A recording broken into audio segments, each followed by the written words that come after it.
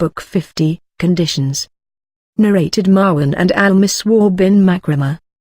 From the companions of Allah's Apostle, when Suhail bin Amr agreed to the treaty of Hudaybiyah, one of the things he stipulated then, was that the Prophet should return to them, that is the pagans, anyone coming to him from their side, even if he was a Muslim, and would not interfere between them and that person.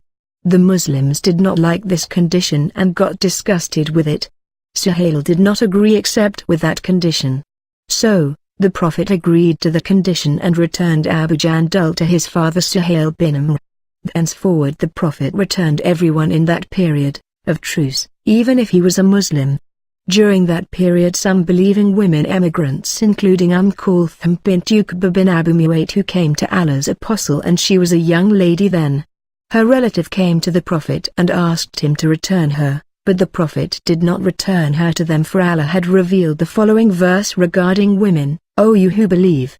When the believing women come to you as emigrants, examine them, Allah knows best as to their belief.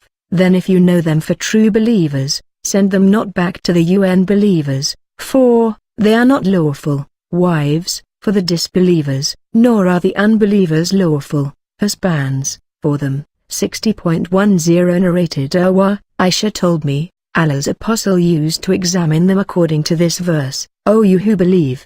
When the believing women come to you as emigrants, test them, for Allah is oft forgiving, most merciful. 60.10-12 Aisha said, when any of them agreed to the condition, Allah's Apostle would say to her, I have accepted your pledge of allegiance. He would only say that, but, by Allah, he never touched the hand of any women, that is, never shook hands with them, while taking the pledge of allegiance, and he never took their pledge of allegiance except by his words only. Narrated Jariyah, when I gave the pledge of allegiance to Allah's Apostle, and he stipulated that I should give good advice to every Muslim. Narrated Jabir bin Abdullah, I gave the pledge of allegiance to Allah's Apostle for offering the prayers perfectly, paying the zakat, and giving good advice to every Muslim. Narrated Abdullah bin Amr, Allah's Apostle said, if someone sells pollinated date palms, their fruits will be for the seller, unless the buyer stipulates the contrary. Narrated Aisha told me that Barira came to seek her help in writing for emancipation, and at that time she had not paid any part of her price. Aisha said to her, go to your masters, and if they agree that I will pay your price, and free you, on condition that your wallah will be for me, I will pay the money. Barira told her masters about that, but they refused, and said, if Aisha wants to do a favor she could, but your wallah will be for us. Aisha informed Allah's Apostle of that, and he said to her, buy and manumit Barira, as the wallah will go to the manumitted. Narrated Jabir, while I was riding a slow and tired camel, the Prophet passed by and beat it and prayed for Allah's blessings for it. The camel became so fast as it had never been before. The Prophet then said, sell it to me for 1 uqiyah of gold. I said, no. He again said, sell it to me for 1 uqiyah of gold. I sold it and stipulated that I should ride it to my house. When we reached Medina, I took that camel to the Prophet and he gave me its price. I returned home, but he sent for me, and when I went to him, he said, I will not take your camel. Take your camel as a gift for you. Various narrations are mentioned here with slight variations in expressions relating the condition that Jabir had the right to ride the sold camel up to Medina. Narrated Abu Hurairah, the Ansar said to the Prophet, divide our date palms between us and our emigrant brothers. The Prophet said, no. The Ansar said to the emigrants, you may do the labor in our gardens, and we will share the fruits with you. The emigrants said, we hear and obey. Narrated Abdullah bin Amr, Allah's Apostle gave the land of Kaaba to the Jews on the condition that they would work on it and cultivate it, and they would get half of its yield.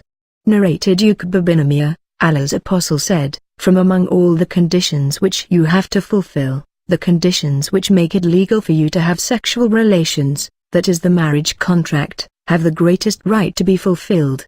Narrated Rafi bin Khadij, we used to work on the fields more than the other Ansar, and we used to rent the land, for the yield of a specific portion of it. But sometimes that portion or the rest of the land did not give any yield, so we were forbidden. by the Prophet, to follow such a system, but we were allowed to rent the land for money. Narrated Abu Hurairah, the Prophet said, no town dweller should sell for a Bedouin. Do not practice najsh, that is, do not offer a high price for a thing which you do not want to buy, in order to deceive the people. No Muslim should offer more for a thing already bought by his Muslim brother, nor should he demand the hand of a girl already engaged to another Muslim. A Muslim woman shall not try to bring about the divorce of her sister, that is another Muslim woman, in order to take her place herself. Narrated Abu Hurairah and Zayd bin Khalid al-Juhani, a Bedouin came to Allah's Apostle and said, O Allah's Apostle, I ask you by Allah to judge my case according to Allah's laws. His opponent, who was more learned than he, said, Yes, judge between us according to Allah's laws, and allow me to speak. Allah's Apostle said, Speak. He, i.e., the Bedouin or the other man, said, My son was working as a laborer for this man, and he committed illegal sexual intercourse with his wife. The people told me that it was obligatory that my son should be stoned to death, so in lieu of that I ransomed my son by paying 100 sheep and a slave girl. Then I asked the religious scholars about it, and they informed me that my son must be lashed 100 lashes, and be exiled for 1 year, and the wife of this man must be stoned to death. Allah's Apostle said, By him in whose hands my soul is, I will judge between you according to Allah's laws. The slave girl and the sheep are to be returned to you, your son is to receive 100 lashes and be exiled for 1 year. You, Anais, go to the wife of this man, and if she confesses her guilt, stone her to death. Anais went to that woman next morning and she confessed. Allah's Apostle ordered that she be stoned to death. Narrated Ayman al-Makki, RS had stipulated that hawala would be for them. The Prophet said. Narrated Abu Hurairah, Allah's Apostle forbade, 1. The meeting of the caravan of goods on the way, 2. And that a residing person buys for a Bedouin, 3. And that a woman stipulates the divorce of the wife of the would-be husband, 4. And that a man tries to cause the cancellation of a bargain concluded by another. He also forbade a najsh, see Hadith 824, and that one withholds the milk in the udder of the animal so that he may deceive people on selling it. Narrated Ubay bin Ka'b, Allah's Apostle said, Moses the Apostle of Allah, and then he narrated the whole story about him.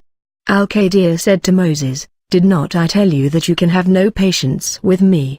18.72. Moses then violated the agreement for the first time because of forgetfulness. Then Moses promised that if he asked Al-Qadir about anything, the latter would have the right to desert him. Moses abided by that condition, and on the third occasion he intentionally asked Al-Qadir and caused that condition to be applied. The 3 occasions referred to above are referred to by the following verses, Call me not to account for forgetting and be not hard upon me. 18.73, Then they met a boy and Qadir killed him. 18.74 Then they proceeded and found a wall which was on the verge of falling and Qadir set it up straight. 18.77 Narrated Aisha said, Barira came to me and said, My people, masters, have written the contract for my emancipation for 9 awaq of gold, to be paid in yearly installments, 1 uqiyah per year, so help me. Aisha said to her, If your masters agree, I will pay them the whole sum provided the wala will be for me. Barira went to her masters and told them about it, but they refused the offer and she returned from them while Allah's Apostles was sitting. She said, I presented the offer to them, but they refused unless the wala would be for them. When the Prophet heard that and Aisha told him about it, he said to her, Buy Barira and let them stipulate that her wala will be for them, as the wala is for the manumitted. Aisha did so. After that Allah's Apostle got up amidst the people, glorified and praised Allah and said, What is wrong with some people who stipulate things which are not in Allah's laws? Any condition which is not in Allah's laws is invalid even if there were 100 such conditions. Allah's rules are the most valid and Allah's conditions are the most solid. The wala is for the manumitted. Narrated Ibn Ammar, when the people of Kaaba dislocated Abdullah bin Ammar's hands and feet, Ammar got up delivering a sermon saying, No doubt, Allah's apostle made a contract with the Jews concerning their properties, and said to them, we allow you to stand in your land, as long as Allah allows you. Now Abdullah bin Ammar went to his land and was attacked at night, and his hands and feet were dislocated, and as we have no enemies there except those Jews, they are our enemies and the only people whom we suspect, I have made up my mind to exile them. When Ammar decided to carry out his decision, a son of Abu al-Haqiq came and addressed Ammar, O chief of the believers, will you exile us although Muhammad allowed us to stay at our places, and made a contract with us about our properties, and accepted the condition of our residence in our land? Ammar said, do you think that I have forgotten the statement of Allah's apostle, that is, what will your condition be when you are expelled from Kaaba and your camel will be carrying you night after night? The Jew replied, that it was joke from Abu al-Qasim. Ammar said, O the enemy of Allah! You are telling a lie. Ammar then drove them out and paid them the price of their properties in the form of fruits, money, camel saddles and ropes, etc. Narrated al-Miswar bin Makrama and Marwan, whose narrations attest each other. Allah's apostle set out at the time of al-Hudaybiyah treaty, and when they proceeded for a distance, he said, Khalid bin al-Walid leading the cavalry of Quraysh constituting the front of the army, is at a place called Al-Gamim, so take the way on the right. By Allah, Khalid did not perceive the arrival of the Muslims till the dust arising from the march of the Muslim army reached him, and then he turned back hurriedly to inform Quraysh. The Prophet went on advancing till he reached the Thaniyah, that is a mountainous way, through which one would go to them, that is people of Quraysh. The she-camel of the Prophet sat down. The people tried their best to cause the she-camel to get up but in vain, so they said, Al-Qazwa, that is the she-camel's name, has become stubborn. Al-Qazwa has become stubborn. The Prophet said, Al-Qazwa has not become stubborn, for stubbornness is not her habit, but she was stopped by him who stopped the elephant. Then he said, by the name of him in whose hands my soul is, if they, that is the Quraysh infidels, ask me anything which will respect the ordinances of Allah, I will grant it to them. The Prophet then rebuked the she-camel and she got up. The Prophet changed his way till he dismounted at the farthest end of Al-Hudaybiyah at a pit, that is well, containing a little water which the people used in small amounts, and in a short while the people used up all its water and complained to Allah's apostle, of thirst. The Prophet took an arrow out of his arrow case and ordered them to put the arrow in that pit. By Allah, the water started and continued sprouting out till all the people quenched their thirst and returned with satisfaction. While they were still in that state, Badal bin Walker al-Quzai came with some persons from his tribe Quzaa, and they were the advisers of Allah's apostle who would keep no secret from him and were from the people of Tihama. Badal said, I left Kab bin Lu'ay and Amir bin Lu'ay residing at the profuse water of Al-Hudaybiyah, and they had milch camels, or their women and children, with them, and will wage war against you, and will prevent you from visiting the Kaaba. Allah's apostle said, we have not come to fight anyone, but to perform the Umrah. No doubt, the war has weakened Quraysh and they have suffered great losses, so if they wish, I will conclude a truce with them, during which they should refrain from interfering between me and the people, that is the Arab infidels other than Quraysh, and if I have victory over those infidels, Quraysh will have the option to embrace Islam as the other people do. If they wish, they will at least get strong enough to fight. But if they do not accept the truce, by Allah in whose hands my life is, I will fight with them defending my cause till I get killed, but, I am sure, Allah will definitely make his cause victorious. Badal said, I will inform them of what you have said. So, he set off till he reached Quraysh and said, we have come from that man, that is Muhammad, whom we heard saying something which we will disclose to you if you should like. Some of the fools among Quraysh shouted that they were not in need of this information, but the wiser among them said, relate what you heard him saying. Badal said, I heard him saying so and so, relating what the Prophet had told him. Urwa bin Mas'ud got up and said, O people! Aren't you the sons? They said, yes. He added, am I not the father? They said, yes. He said, do you mistrust me? They said, No.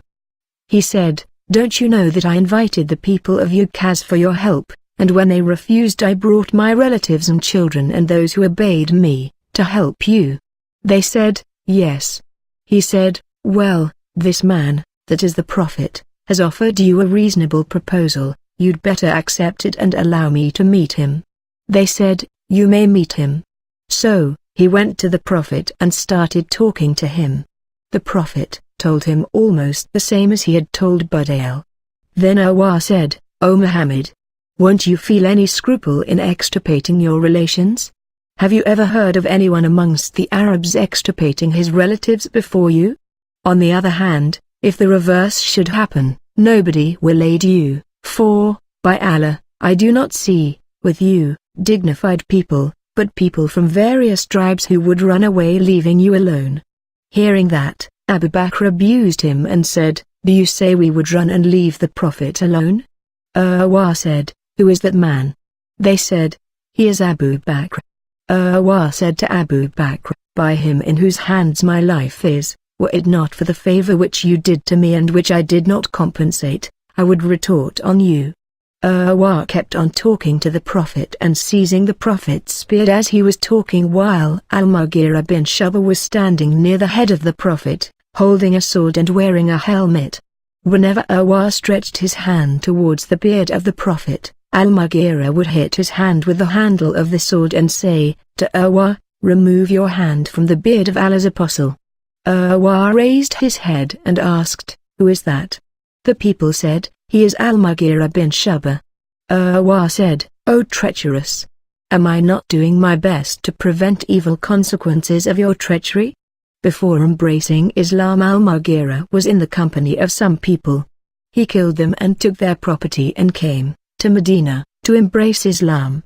The Prophet said to him, as regards your Islam, I accept it, but as for the property I do not take anything of it, as it was taken through treason. Awar then started looking at the companions of the Prophet. By Allah, whenever Allah's apostle spat, the spittle would fall in the hand of one of them, that is the Prophet's companions, who would rub it on his face and skin. If he ordered them they would carry his orders immediately. If he performed ablution, they would struggle to take the remaining water, and when they spoke to him, they would lower their voices and would not look at his face constantly out of respect. Awar returned to his people and said, O people! By Allah, I have been to the kings and to Caesar, Khusran and Najashi, yet I have never seen any of them respected by his courtiers as much as Muhammad is respected by his companions. By Allah, if he spat, the spittle would fall in the hand of one of them, that is the Prophet's companions, who would rub it on his face and skin. If he ordered them, they would carry out his order immediately. If he performed ablution, they would struggle to take the remaining water, and when they spoke, they would lower their voices and would not look at his face constantly out of respect. Awar added, no doubt, he has presented to you a good reasonable offer, so please accept it. A man from the tribe of Bani Kinana said, allow me to go to him, and they allowed him, and when he approached the Prophet and his companions, Allah's I said, he is so and so who belongs to the tribe that respects the budn, that is camels of the sacrifice. So, bring the budn in front of him. So, the budn were brought before him and the people received him while they were reciting Talbiyah. When he saw that scene, he said, glorified be Allah! It is not fair to prevent these people from visiting the Kaaba. When he returned to his people, he said, I saw the budn garlanded, with colored knotted ropes, and marked, with stabs on their backs. I do not think it is advisable to prevent them from visiting the Kaaba. Another person called Mikraz bin Hafs got up and sought their permission to go to Muhammad, and they allowed him, too. When he approached the Muslims, their Prophet said, here is Mikraz and he is a vicious man. Mikraz started talking to the Prophet and as he was talking, Suhail bin came. When Suhail bin came, the Prophet said, now the matter has become easy. Suhail said to the Prophet, please conclude a peace treaty with us. So, the Prophet called the clerk and said to him, write, by the name of Allah, the most beneficent, the most merciful. Suhail said, as for beneficent, by Allah, I do not know what it means. So write, by your name O Allah, as you used to write previously.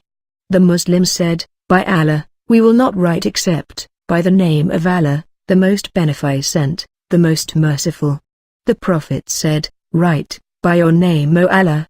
Then he dictated, this is the peace treaty which Muhammad, Allah's apostle, has concluded. Suhail said, by Allah, if we knew that you are Allah's apostle we would not prevent you from visiting the Kaaba, and would not fight with you. So, write, Muhammad bin Abdullah. The Prophet said, by Allah, I am apostle of Allah even if you people do not believe me. Write, Muhammad bin Abdullah. As Zuhri said, the Prophet accepted all those things, as he had already said that he would accept everything they would demand if it respects the ordinance of Allah, that is by letting him and his companions perform Umrah. The Prophet said to Suhail, on the condition that you allow us to visit the house, that is Kaaba, so that we may perform tawaf around it. Suhail said, by Allah, we will not allow you this year, so as not to give chance to the Arabs to say that we have yielded to you, but we will allow you next year. So, the Prophet got that written. Then Suhail said, we also stipulate that you should return to us whoever comes to you from us, even if he embraced your religion. The Muslims said, glorified be Allah. How will such a person be returned to the pagans after he has become a Muslim? While they were in this state, Abu Jandal bin Suhail bin Amr came from the valley of Mecca staggering with his fetters and fell down amongst the Muslims. Suhail said, O Muhammad, this is the very first term with which we make peace with you, that is you shall return Abu Jandal to me. The Prophet said, the peace treaty has not been written yet. Suhail said, I will never allow you to keep him. The Prophet said, yes, do. He said, I won't do. Mukraz said, we allow you to keep him. Abu Jandal said, O Muslims, will I be returned to the pagans though I have come as a Muslim? Don't you see how much I have suffered? Abu Jandal had been tortured severely for the cause of Allah. Ammar bin al-Khattab said, I went to the Prophet and said, aren't you truly the apostle of Allah? The Prophet said, yes, indeed. I said, isn't our cause just and the cause of the enemy unjust? He said, yes. I said, then why should we be humble in our religion? He said, I am Allah's apostle and I do not disobey him, and he will make me victorious. I said, didn't you tell us that we would go to the Kaaba and perform tawaf around it? He said, yes, but did I tell you that we would visit the Kaaba this year? I said, no. He said, so you will visit it and perform tawaf around it? Ammar further said, I went to Abu Bakr and said, O Abu Bakr, isn't he truly Allah's prophet? He replied, yes. I said, then why should we be humble in our religion? He said, indeed, he is Allah's apostle and he does not disobey his Lord, and he will make him victorious. Adhere to him as, by Allah, he is on the right. I said, was he not telling us that we would go to the Kaaba and perform tawaf around it? He said, yes, but did he tell you that you would go to the Kaaba this year? I said, no. He said, you will go to Kaaba and perform tawaf around it. As Zuhri said, Ammar said, I performed many good deeds as expiation for the improper questions I asked them. When the writing of the peace treaty was concluded, Allah's apostle said to his companions, get up and slaughter your sacrifices and get your head shaved. By Allah none of them got up, and the Prophet repeated his order thrice. When none of them got up, he left them and went to Salama, and told her of the people's attitudes towards him.